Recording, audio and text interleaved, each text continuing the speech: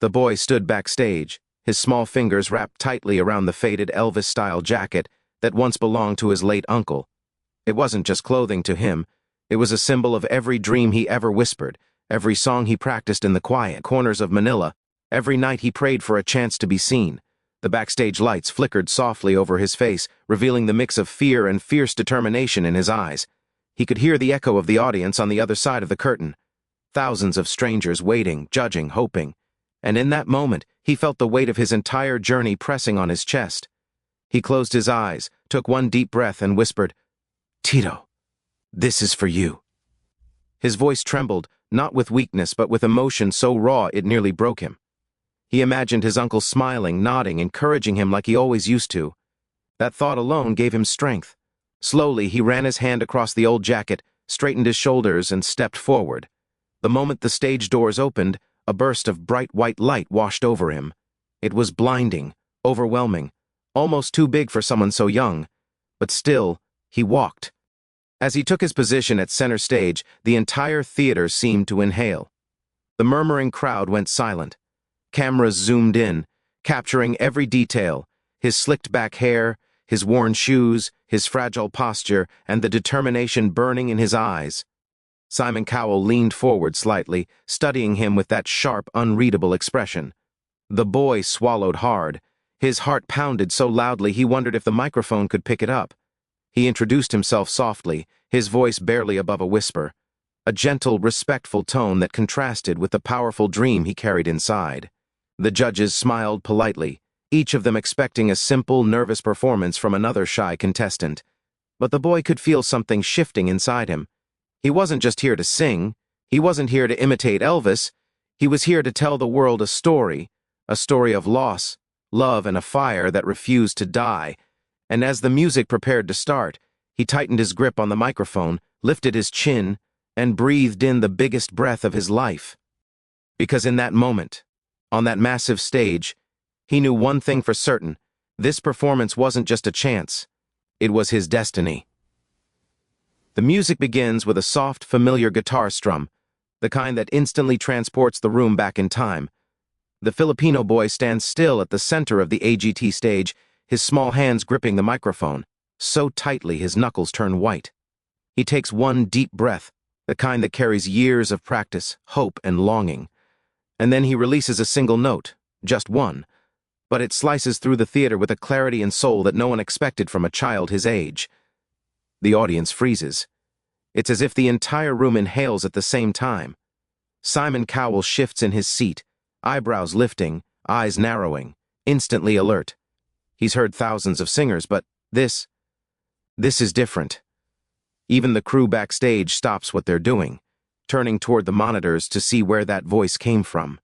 Heidi leans forward, her mouth slightly open, while Howie looks around at the stunned crowd, as if silently asking, "Did everyone else hear that too?" The boy continues, his voice unfolding like velvet layered with power.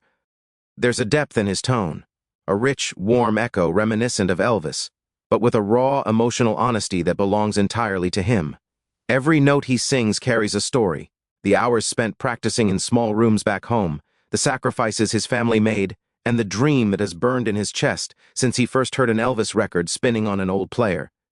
The theater lights glow softly around him, casting a golden hue on his slicked-back hair as he steps slightly forward. His confidence grows with each second, like a fire slowly being fed oxygen. With every lyric, the audience energy shifts. Curiosity becomes awe, awe becomes excitement, and excitement transforms into something electric. A few people cheer mid-line, unable to hold back their surprise.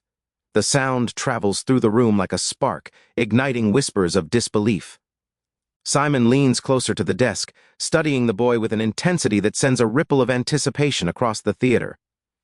This is the moment Simon waits for every season, the moment someone unexpected reveals something extraordinary. By the time the second line hits, the audience is fully awake, buzzing with the collective realization that they are witnessing something rare. A small Filipino boy with nothing but his voice and a dream has just shaken the entire room with one note. And everyone knows it. Everything on that stage has changed. The moment the music shifted into its emotional peak, Something inside the young Filipino Elvis seemed to ignite. He stepped forward, gripping the mic stand with both hands as if it was the only thing anchoring him to the stage. The spotlights dimmed, replaced by deep reds and burning golds that washed over him like rising flames.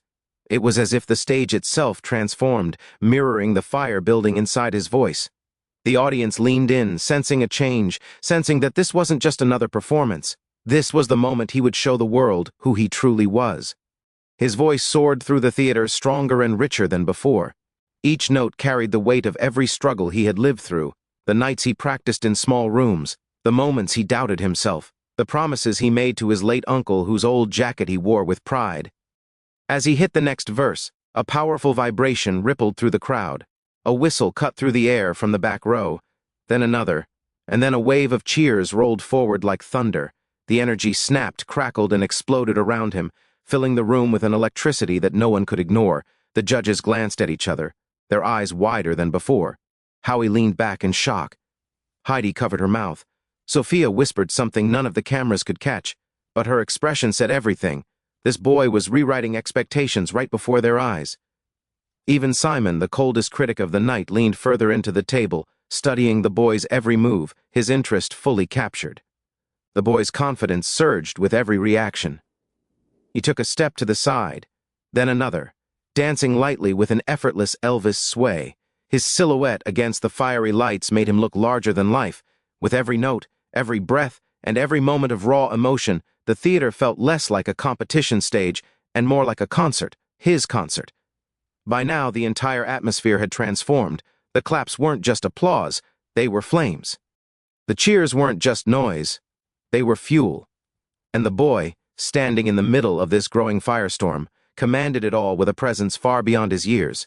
It wasn't simply talent, it wasn't imitation. It was a spark turning into a blaze, a performance erupting into something unforgettable, a fire that no one in that room would ever forget. The moment the music swelled into its final chorus, the entire theater felt different, charged, electric, trembling with something no one could quite describe. The Filipino Elvis stepped forward, eyes glowing under the bright stage lights. His small hands gripped the microphone stand as if it were the only thing grounding him, yet his voice soared far beyond anything the audience expected. He slid into a classic Elvis vocal run, powerful and smooth, and the whole room erupted in gasps. And then it happened. He dropped to one knee just like the king used to do, belting out a long, burning high note that shook the air. You could see people in the front row grabbing their chests, stunned. The crowd froze for a second, as if time itself paused to witness this tiny boy unleash a voice far too massive for his body. The cameras cut to the judges. Heidi covered her mouth, whispering something none of the microphones caught. Howie leaned so far forward, he looked like he might stand up at any second. Sophia blinked rapidly, trying to understand how a child could command a stage like this. But all eyes eventually landed on Simon Cowell. Simon, the man known for brutal honesty, sat completely still, his arms uncrossed slowly, his face softened, and then, almost in slow motion, his lips curved upward into a small, proud smile, a real one, the kind that only appears when something genuinely shocks him in the best possible way. The audience noticed it immediately. A wave of screams erupted, people pointing at Simon as if witnessing a miracle. Phones rose into the air, capturing the exact moment the toughest judge finally broke into a smile. The boy didn't see it at first. His eyes were closed as he poured everything he had into the last line. But when he opened them and saw the entire theater standing, he froze. The final note faded, trembling with emotion. The music stopped, and for a heartbeat, there was pure silence, no cheering, no clapping, just stunned awe. Then, like a dam bursting, the entire crowd exploded in applause. People stood, screamed, cried, whistled. The Filipino Elvis gasped, staring at Simon, who was now on his feet, applauding with a rare sparkle in his eyes. That smile from Simon said it all.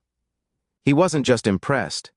He was moved, and the boy knew in that instant. His life had changed forever. The theater was still shaking from the echo of applause when the young Filipino Elvis finally lifted his head. His chest rose and fell rapidly, the adrenaline still rushing through his small body.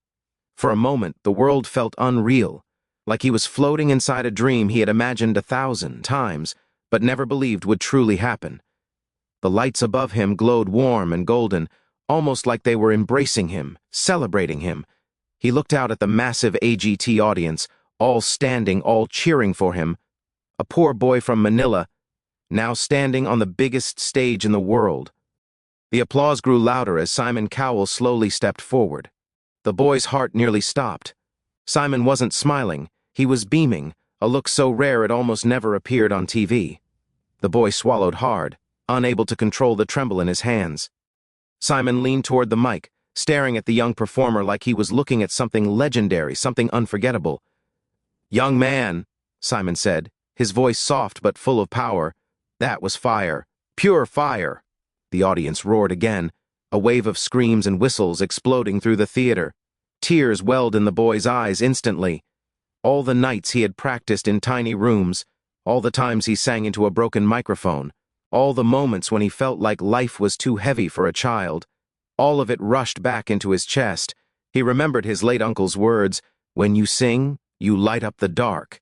And now, standing here, he felt that light blazing brighter than ever. Heidi placed both hands over her heart, her eyes glassy. "I felt every second of that," she said. Sophia nodded beside her, wiping away a tear as she added, "You didn't just sing, you set this whole stage on fire." The boy covered his face as emotion overwhelmed him, his small shoulders shaking. The judges rose in another standing ovation, the crowd following instantly. It wasn't just applause anymore, it was love, it was admiration, it was the world shouting that he belonged here.